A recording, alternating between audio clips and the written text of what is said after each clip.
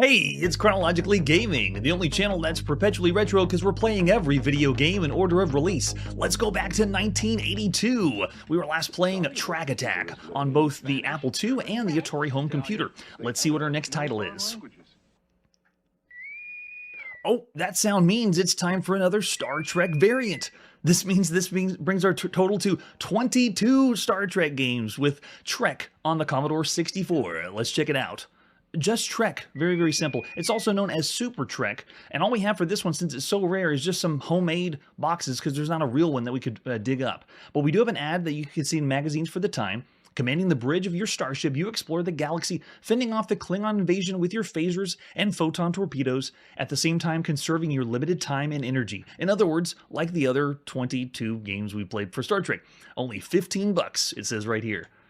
So that's all we have for this one. Let's pop in and play some Trek. At some time in September 1982, this is by Bruce Robinson, published by Victory Software Corporation.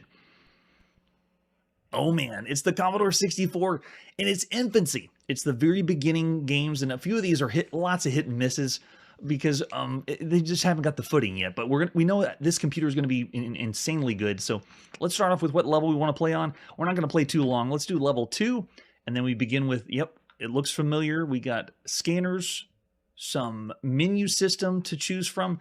Oh, look, it has the galactic map. Wow, and it's doing everything in ASCII. We've already seen some Star Trek variants that have real graphics, not just this. So it's asking us what command we want. We can do warp, which direction we want to go. Oh yeah, so if you're familiar with Star Trek games, this one is doing it, but very bare bones. Let's do 200 power. We're not into conserving our power, but you would because you have to go around the galaxy. Oh, I think we're blocked from doing that direction, so can't do that. You can see in the top right, we have the galactic map, and then we have our short range scan in the top left. And then over in the bottom, you can see Klingons, how long we played, our total amount of energy, and then how many photon torpedoes we have. So this one is going to play like majority of other Star Trek games, almost even more bare bones, but this one allows you to blow up stars with photon torpedoes, and it even has random events like space storms, or maybe nebulas we can fly through. So that's all I'm going to show for Trek. All it is that screen that you're going to be seeing. When it comes to action, there's no other switching. It just stays on E for Enterprise, and when you fire any phasers or photon torpedoes, there's no animation whatsoever. So because of that, we play better Star Trek variants. As far as official Star Trek games, there's only like a handful out there. There's still a lot more of these variants that we're going to be seing. So I guess they have all the games you could play right now on the Commodore 64. It's considered still bad across everything that you'd be able to play on a home computer. Oh yeah, not very impressive. I see 2.5 to 3 from Errol and 2.5. I'm actually going to go lower because when you think of all the games you could be playing right now, this one wouldn't be high on the list. Yeah, Bartleman seeing 2, so I'm going to say 2 stars for Trek. Just Trek. We're not done with Star Trek variants. Let's see where we're going now. It's time to go to the United Kingdom and play on our Commodore VIC-20.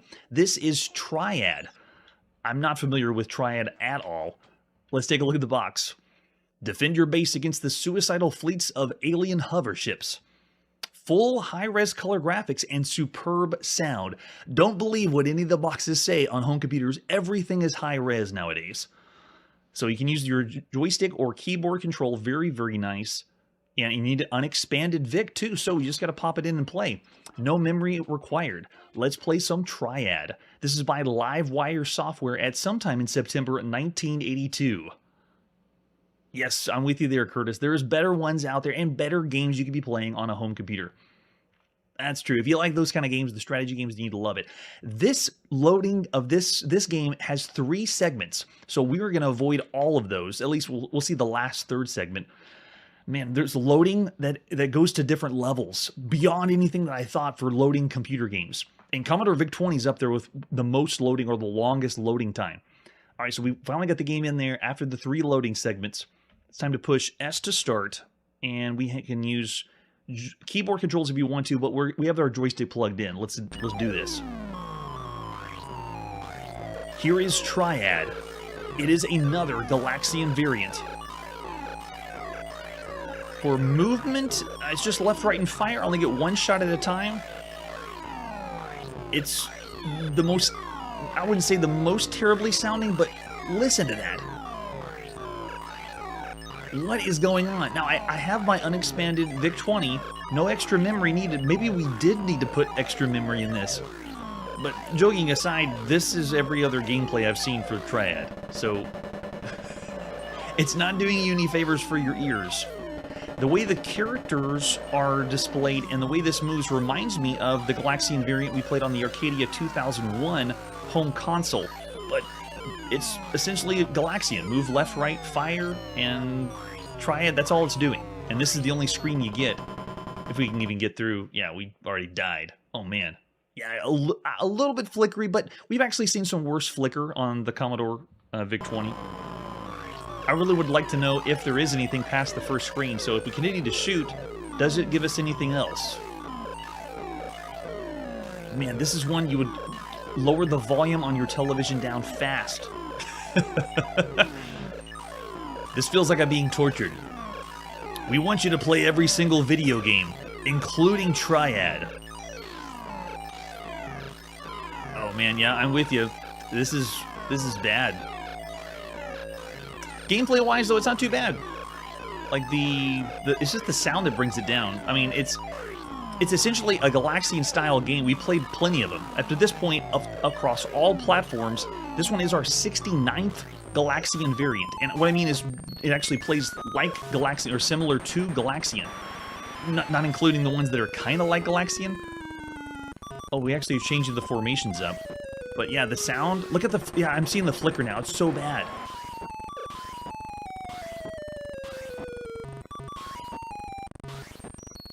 Want to see if, oh man, yeah, it's raining down. You know what, I don't want to see the next screen. I've seen enough. That's enough Triad that we need, or anyone needs to see. So of all the games you could be playing right now, just know there's a lot of other Galaxian games out there, a lot of other ones you could be playing on the home computer. Yes, I'm sure parents really, really hated this one too. So I'm going to say the same. This one is a bad game. You could get used to it lowering the volume down, and you have to admit, with the amount of enemies on the screen and the ability for a Galaxian game to look like this, isn't as bad as the other titles we've seen. Out of all the Galaxian games out there, there are worse ones out there and worse shooters out there. Yes. Yeah, I'm seeing 1.5 to 2, mostly 2 stars. Yeah, Manly, barely tolerable. I'll still say 2. It is a bad game considering everything you'd be playing right now on a home computer. But you would find some enjoyment on your VIC-20. At least a few minutes of enjoyment before you turn the volume down. All right, let's see what our next title is. Man, we're going everywhere. We're now on the Atari. Thank you. I can go play some games on the home console. This is the release of Tron Deadly Discs ported to Atari. Let's check it out. Starting with the box. Yes. Oh, I love Tron. Tron's all about 1982. We played dozens and dozens. Actually, really not dozens. Of all the games we played so far, this is the 4th game involving Tron. We first played it in the arcade, and then after that was on the Intellivision, this game on the Intellivision, and then the handheld version of Tron. So this is only the 4th Tron game we played so far in 1982. We saw this last month on the Intellivision, and if you see this box, it's every M Network box, which essentially means all these lines are flashy and look really cool, but all you're getting is something that was already on the Intellivision brought to your Atari VCS. Let's flip it over the back. If you're excited for Tron, then you'll be excited to play. For one player only, you got 2 skill levels based on the Tron movie from Walt Disney. They have the teleport, one door and the other, to surprise the attackers, catch them off guard. You have disc-throwing warriors, which is like we played on the Intellivision. So cool. Let's see what other art we have for Tron. Deadly Discs, here now. If you saw it in the UK or in parts of Europe, it would have looked like this. Published by USA Telegames. Same symbol, just doesn't have the M Network look. M Network is essentially just Mattel. Oh man, there's the ad you would have seen in magazines for the time. Tron, taking over your Atari 2600 now.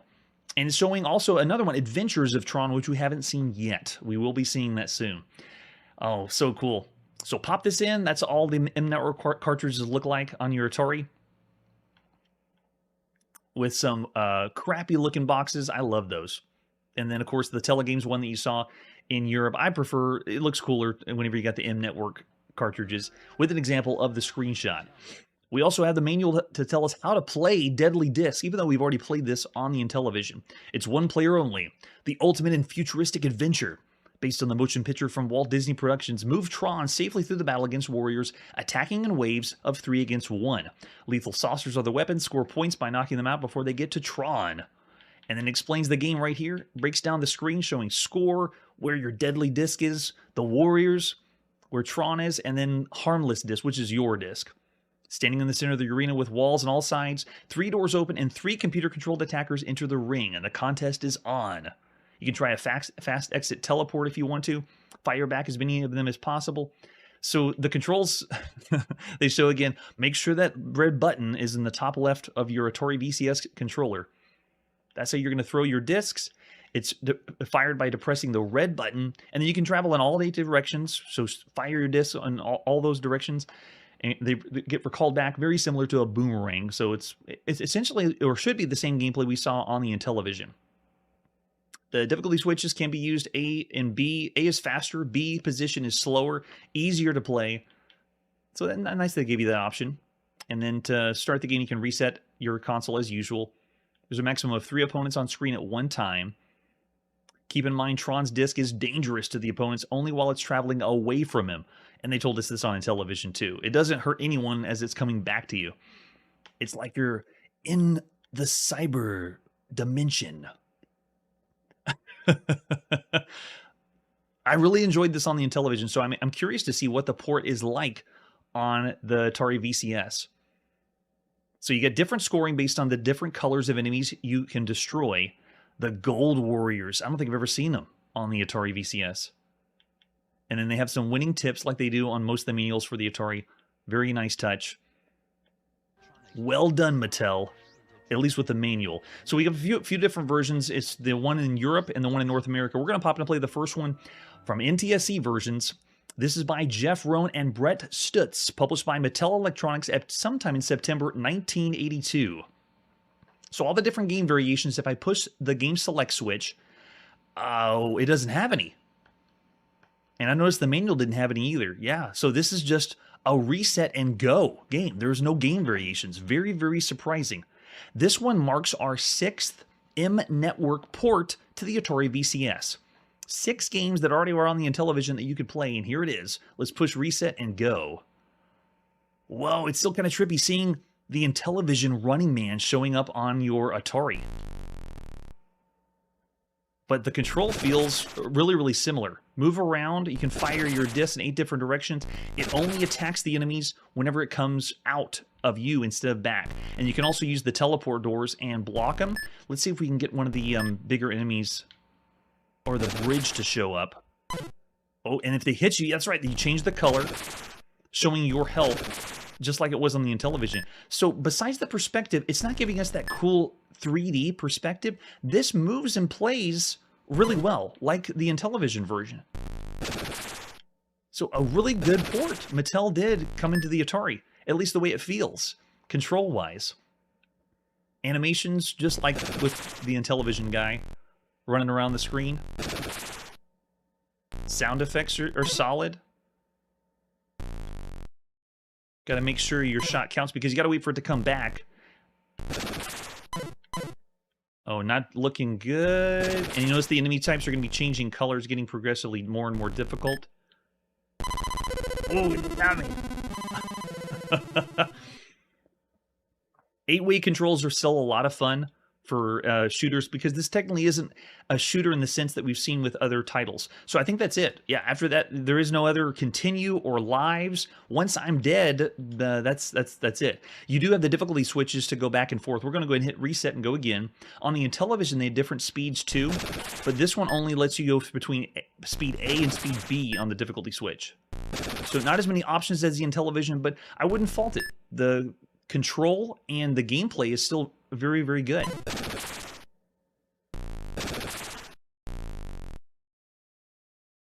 Yeah, and it looks all right too.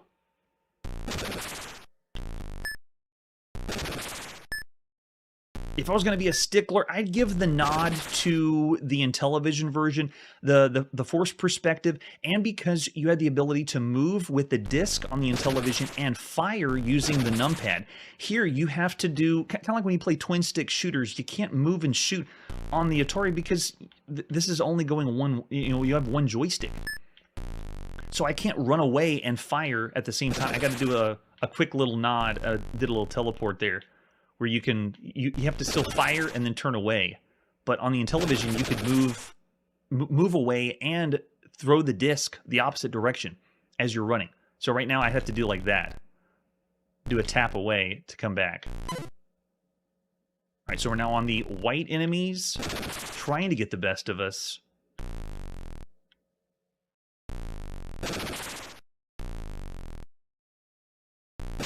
So this is great. For a game you can play on a home console, gameplay is solid. Feels really fun, and moving around freely, even though it doesn't have the 3D, like, diagonal down perspective, it still feels like, well, we're almost dead. It still plays well. It doesn't feel like I'm hindered or missing something.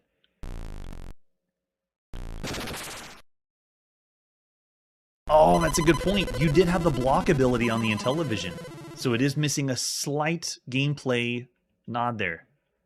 Yeah, you could hold down the button and go. So I'd still say the port's done very well. If I would, I'd give the nod to the Intellivision version, but just a smidge. But I could see myself, if this was 1982, playing this for a long time, having a really good time playing Tron Deadly Disc. So I'm going to say this is excellent. Of all the games you could play on a home console, the Intellivision, we give 4 stars as well. I'll still say 4. 4 stars for a console game. And if I could split hairs, then I'd say the Intellivision would be better. So I'm looking over the chat, see some 3.5, some 4 stars.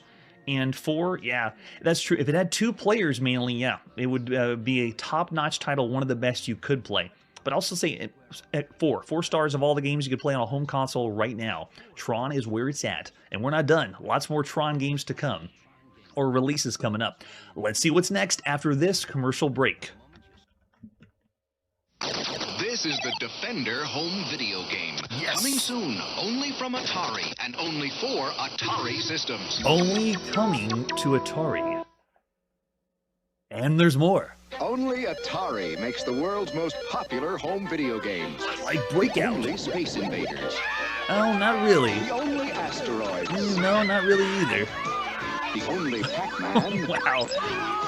Did anyone ever have an audience like that whenever you're playing your Atari? Soon, the only Defender. And the I think the most I've ever had was 2 people watching me play. Home video system Oh my gosh, it's more people. There it is. That's classic. And one more.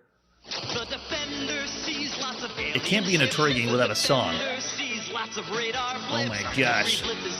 Watch this, I got this guy. On a body snatching trip. Probably her worst date ever. Defender, a great Atari game. Have you played Defender? It's the newest No, of the no, we smash-hit haven't. home video games that just keep coming. Only from Atari. She's better than me. Have you played Atari today? Yes, we have played Atari today. Ladies and gentlemen, this is Defender for the Atari VCS. Let's check it out. Starting with the box. Oh yes, classic. Now, if you look in the bottom left or bottom right of the box, it comes with the first action-packed comic book. Yes, Atari Force is included inside Defender. And you gotta admit, this artwork on the front of the box is another staple of Atari. So good. I mean, you've already played this in the arcade. You understand how it works. You're supposed to rescue people and not turn them into mutoids. And so you're supposed to be protecting those people down below. So well done. I mean, it's iconic. The front of this box is iconic. Let's flip it over the back. I kind of don't want to. Defend planet Earth against the aliens. Don't let alien landers kidnap humanoids and turn them into destructive mutants. Okay, they don't call them mutoids here. With an example of a screenshot. Yes. Oh man, yes. So much Defender that was played. So besides the box, we also have a reconstructed one, changing up for a different formula, like the gray style box. And then you can see here the ads you would have seen in magazines. A new space dimension from Atari. Man, so big. And then this would be the back of the box that you would have seen if you had the Sears version of Defender, which was also published by Sears. Sears is still doing publishing for Defender. Or for Atari, I mean. If you didn't have the Atari VCS, if you had the Sears Telegame release. Yeah, there we go. So 2 different flavors of that box. And then the cartridge you're going to pop into play on your Atari. Man, so many memories And this would be just, I think this is just a reconstructed one. Yeah, there you go. Some fan art boxes. Man, so much fun. So this one was highly popular all over the world. Very, very influential for bringing something home, because this is the first time that you saw the official release of Defender at home. And I have to say that because we've already played everything. This one is the 29th Defender variant we've seen here on the show. So since Defender came out, we're counting Defender, there's been 29 games that are playing like Defender we've already seen that you could play. And out of those, 4 of them had the word Defender in the title. And including BBC Micro had a home computer version that was called Defender before they changed the name to Planetoid. So everyone was clamoring for Defender. This is the first time it officially came home. Wow. And included in the box is Atari Force, Volume 1, Number 1. And this marks a slight discrepancy because this one most likely came out in June rather than September of 1982. I'm going to be changing the date because when we first saw Berserk come home on the Atari VCS, it was Atari Force number 2 that was included with the box.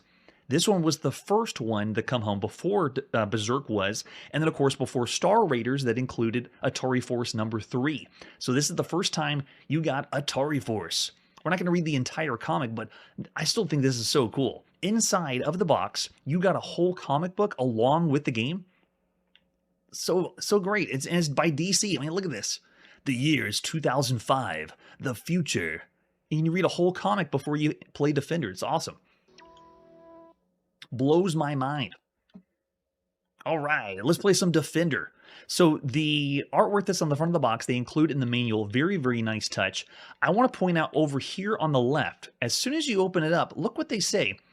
Atari Defender is very similar to the Williams coin-operated Defender game. However, you'll find some differences in the gameplay as well as in the graphic images and game controls.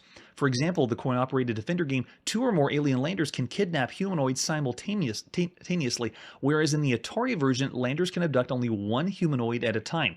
In the coin-operated game, you can accidentally kill a humanoid with your own missile fire while attempting a rescue and even lose a life in hyperspace. Such tragedies cannot happen in Atari Defender.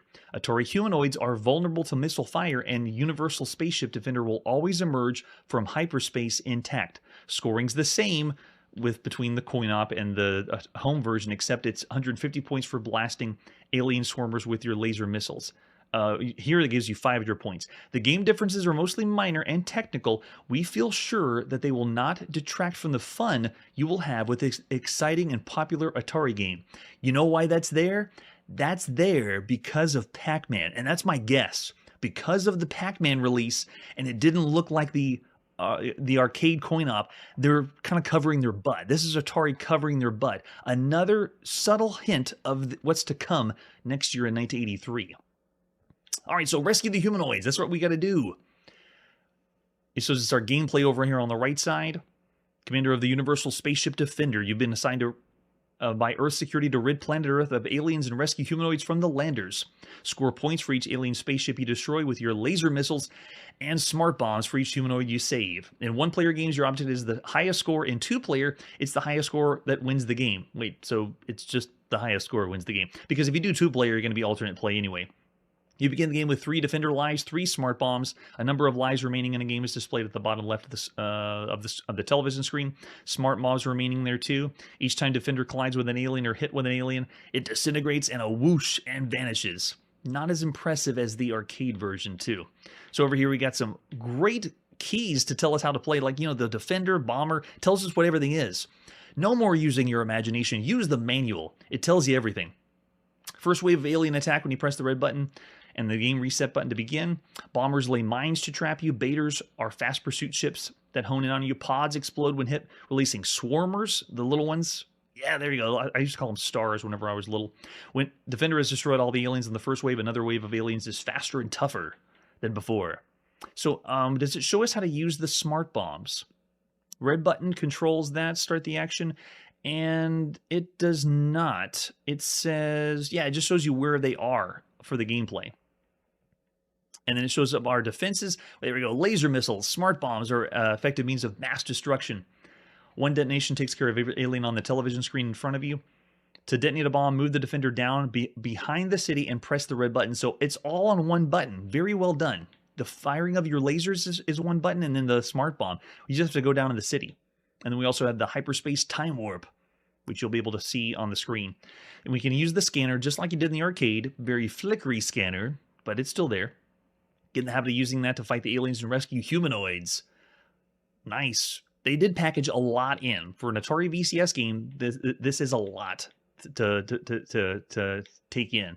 And it shows you how to rescue the humanoids. After you blow them up, you got to make sure you fly over and rescue them before they hit the ground.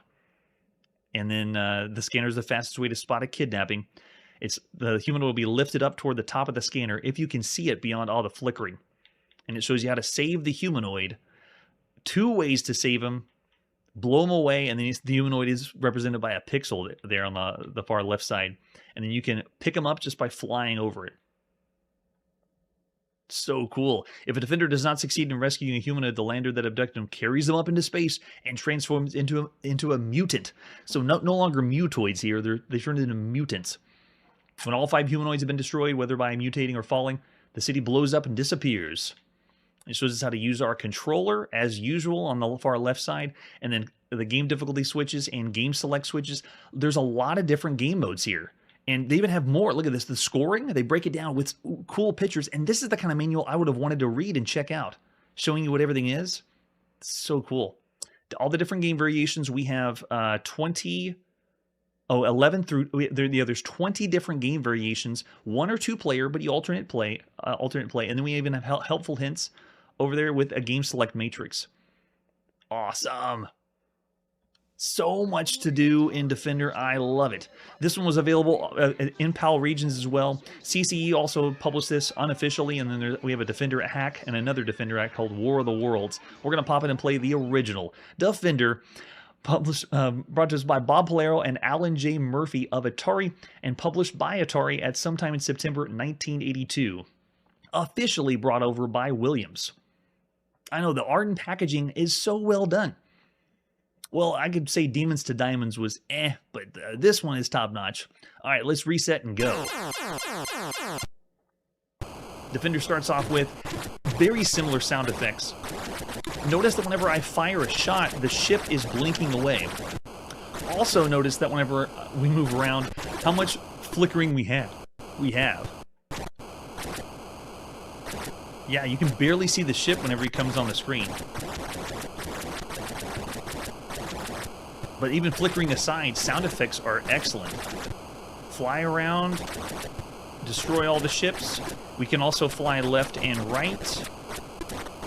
At this point, the shoot 'em up is, for home consoles, there's not too much out there. There's one really good one we played on the VTech Creative Vision. That was a scrolling shoot 'em up. It was an homage to Defender, but this one is still fresh. This idea to do for a home console is great, and how they were able to get this to play on the Atari VCS is incredible. Oh man, yeah, this actually is a lot of fun. Considering all the other games you could be playing on a home console, this is like a must-have. Being able to play Defender, plus it's a Defender that we saw in the manual. They're taking away some of the difficulty or craziness of the arcade. Oh wait, where'd he go? I just shot shot the last guy that was abducting someone, and then they just disappeared. Wow, yeah, the sound effects is really what makes this one. All right, let's see if we can do a proper rescue. Here we go. Being able to pick up and rescue on a home console, so much fun. Up to this point, the home consoles haven't had as many Defender variants as we saw with home computer releases, or I should just say scrolling shoot 'em ups. There hasn't been that many. I know, yeah, the flickering is pretty bad. Kind of makes you think of Pac-Man too, with the flickering. This one doesn't seem as noticeable. Like when I think of all the titles we played so far on home consoles, this one's feels action-packed. It's still, the flickering doesn't detract as much from the gameplay. Now, when you think of the future, though, I know it's a little difficult to erase everything that we know is going to happen later. You want to look at this and be like, no one would want to play this. But whenever you consider everything you'd be playing right now on a home console, shoot 'em ups aside, this one has the gameplay that keeps you entertained and satisfied for everything that's possible on a home console. It's great.